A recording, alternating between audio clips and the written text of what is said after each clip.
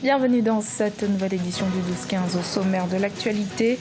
À moins d'un mois des élections municipales et régionales, l'opposition ivoirienne est déterminée à obtenir une refonte de la commission électorale indépendante ainsi qu'un report des scrutins prévus le 13 octobre prochain. Un nouveau bras de fer avec le pouvoir en place qui annonce un climat délétère ces prochaines semaines. Révolutionner l'aménagement des espaces de travail au Nigeria, c'est l'objectif de Rémi Dada, un entrepreneur dans le secteur de la décoration. Il se démarque notamment avec l'utilisation de matériaux recyclés non conventionnels. Découverte dans la suite de ce journal. Et puis au Sénégal, le festival Ciné Droit Libre s'est clôturé ce vendredi 14 septembre à Dakar. Cette 5e édition était placée sous le thème « Justice, levez-vous ». À quelques semaines des élections locales ivoiriennes, la plateforme de l'opposition Ensemble pour la démocratie et la souveraineté, réunie lors d'un meeting ce 15 septembre, a appelé au report de ces scrutins. Prévu pour le 13 octobre 2018, le DS estime que la refonte de la commission électorale indépendante est plus que urgente. Chose que le président Alassane Ouattara a rejetée, estimant que cette recomposition de la CEI ne concerne que la présidentielle de 2020. L'atmosphère politique s'annonce tendue en Côte d'Ivoire ces prochaines semaines. Reportage notre correspondant Olivier Diacotan. La jeunesse d'Ensemble pour la démocratie et la souveraineté, une plateforme de l'opposition ivoirienne menace d'empêcher la tenue des prochaines élections locales si la commission électorale indépendante n'est pas réformée avant le 13 octobre 2018, date du scrutin. Cette plateforme qui regroupe les partis politiques proches de l'ancien président Laurent Gbagbo veut prendre part aux municipales et régionales après avoir boycotté tous les autres scrutins dans le pays depuis 7 ans. Le président Alassane Ouattara a donc l'obligation, sinon c'est une obligation morale, de faire la réforme de la commission électorale indépendante avant les élections à venir. Lui-même, il a dit qu'il aspire à la paix.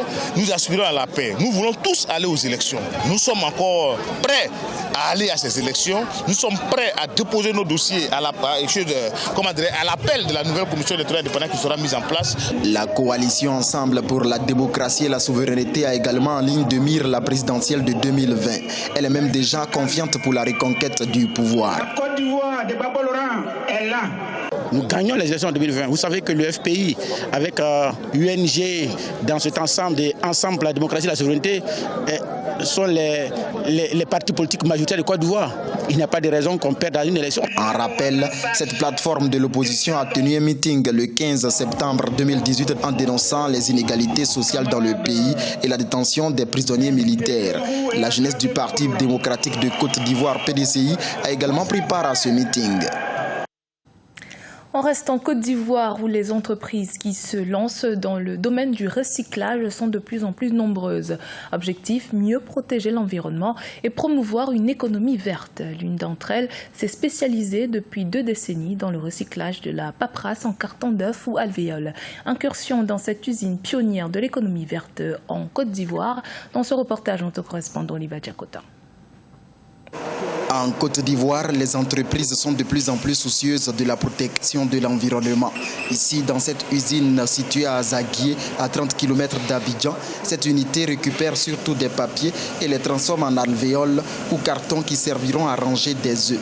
Une manière de promouvoir une économie verte à travers des initiatives citoyennes. Notre processus de fonctionnement, c'est le recyclage des cartons. C'est du recyclage. Parce qu'au lieu de détruire l'environnement en laissant traîner les cartons ou en les brûlant, nous les recyclons à travers notre système de technologie qui existe ici. Le recyclage est aussi créateur de richesses, mais surtout d'emplois. Par exemple, l'unité d'Azaguié offre entre une centaine d'emplois directs et 1000 emplois indirects. Plusieurs jeunes diplômés y font leurs preuves en vivant également leur passion. Lorsque tu aimes le métier, il n'y a pas de honte à cela. Il n'y a pas de sous-métier. Voilà. Impliquons-nous sérieusement et nous aurons de l'espoir. Une nouvelle unité ultra-moderne sera mise en service en novembre 2018 pour produire 500 colis jour avec une main-d'œuvre de 200 personnes et 1500 emplois indirects. En rappel, l'unité d'Azaguié obtient chaque année depuis 2 décennies du ministère ivoirien de l'Environnement un agrément SIAPOL justifiant son combat pour la protection de l'environnement. Rencontre à présent avec Rémi Dada, un entrepreneur nigérian spécialisé dans la décoration intérieure. Sa particularité, l'utilisation de matériaux recyclés non conventionnels pour créer des espaces de travail à la pointe de la technologie au Nigeria. Des conteneurs de stockage au taxi tuk-tuk, Dada veut révolutionner les bureaux et faire sensation dans l'industrie de l'architecture. Portrait d'Aïssatou Bari. Un entrepôt de 2500 mètres carrés pourrait-il être l'un des espaces de travail les plus branchés du Nigeria? Ses concepteurs semblent le penser. Le concept a été créé et mis en place au profit de la société d'investissement Ventures Garden Group par la société locale de design et d'architecture d'intérieur Space Finish. Les gens nous font confiance. Certains veulent avoir leur propre espace et finissent par s'y habituer. Nous avons créé de petites poches où, si vous voulez vous isoler, vous pouvez vous rendre à la bibliothèque pour travailler dans un silence absolu. Le fondateur de Space Finish, Rémi Dada, âgé de 32 ans, affirme que sa stratégie ne se limite pas à la conception de jolis bureaux, mais à l'usage de matériaux facilement disponibles et à la conception de styles locaux inspirés par la culture. Nous essayons de mettre les nuances de la culture locale sur un piédestal. Black Panther était le premier film où les Africains avaient vu une Afrique futuriste. L'Afrique peut ressembler à cela et les gens ont été obligés de rêver grand et cela a vraiment captivé l'esprit de Space Finish. Nous avons de très jeunes designers, des idées très audacieuses.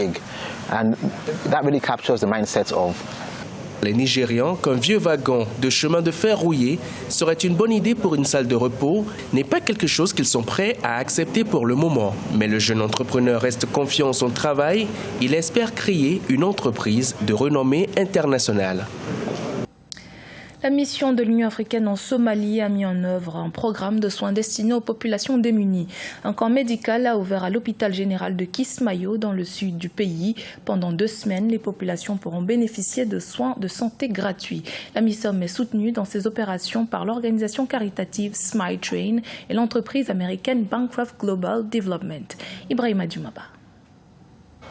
La ville de Kismayo, au sud de la Somalie, accueille un camp médical de 2 semaines de la mission de l'Union africaine en Somalie. Il est destiné aux populations démunies de la région et offre des opérations gratuites à ces patients qui souffrent de la fente labiale. Ces fentes labiales sont un problème parce que l'enfant ne peut pas jouer avec ses amis. Il ne peut pas aller à l'école, il n'est pas à l'aise avec ses voisins et quand il sera grand, il ne pourra même pas travailler. Quand nous traitons une fente, nous résolvons le problème pour la famille de l'enfant qui retrouve l'espoir d'un meilleur avenir. Le traitement de la fente labiale nécessite plusieurs opérations et un suivi médical rigoureux. Le manque d'infrastructures et de personnel sanitaire et la pauvreté des patients sont des obstacles à l'éradication de cette pathologie en Somalie. Les bénéficiaires sont soulagés et ne cachent pas leur satisfaction. J'ai amené un patient de Boula Hadji, situé à 90 km de Kismayo. Grâce à Dieu, son opération a été un succès et j'espère qu'il ira encore mieux. Je m'attends à beaucoup plus d'améliorations, mais pour l'instant, il est en bonne santé.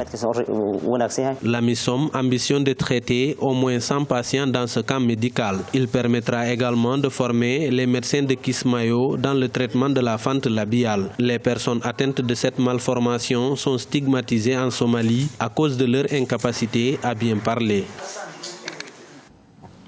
La 5e édition du Festival annuel africain de films sur les droits humains et la liberté d'expression, signé Droit Libre, a pris fin ce vendredi 14 septembre à Dakar. Placé sous le thème « Justice, levez-vous », pour cette édition 2018, il a rencontré un franc succès. Retour sur cet événement dans ce reportage. Notre correspondant est la Jinjai. Dakar, la capitale sénégalaise, a abrité pendant 4 jours le festival annuel africain de films sur les droits humains et la liberté d'expression, Ciné Droit Libre. Ciné Droit Libre est un festival alternatif qui met l'accent sur les films qui abordent les questions de droits humains et de liberté d'expression en Afrique et dans le monde. On sait bien que la justice en Afrique pose un énorme problème parce que il y a beaucoup de dossiers qui s'empilent, mais elles ne sont pas traitées. Et quand ils sont traités dans une variable politique. Donc on demande à la justice de se lever et d'être jugé aussi par les populations. À travers des films, les acteurs veulent susciter un débat sur les questions de justice en Afrique. Pour cette première phase du festival qui s'est déroulé du 11 au 14 septembre 2018 à Dakar, plusieurs films ont été diffusés, comme le film des réalisateurs gambiens qui parle de l'après Yaya Jammeh, l'ancien président de la Gambie. On a aussi un film assez éponyme qui s'appelle Liberté pour le loup. C'est un film qui questionne toute la problématique, la démocratie, la liberté, et il pose une nouvelle théorie de la démocratie illibérale. Qu'est-ce que la démocratie illibérale? C'est le fait qu'une minorité impose les décisions à une majorité. 43% des Africains n'ont pas confiance en leur justice selon une enquête d'Afro-Baromètre. Cette étude relève d'un certain nombre d'obstacles majeurs qui réduisent de façon significative l'accès à la justice dans beaucoup de pays. C'est pour cela le festival Ciné Droit Libre a décidé cette année 2018 de mener la sensibilisation sur l'accès à la justice. C'était le journal de la rédaction. Merci de votre fidélité. Dans un instant, une nouvelle édition de l'actualité sur Africa 24.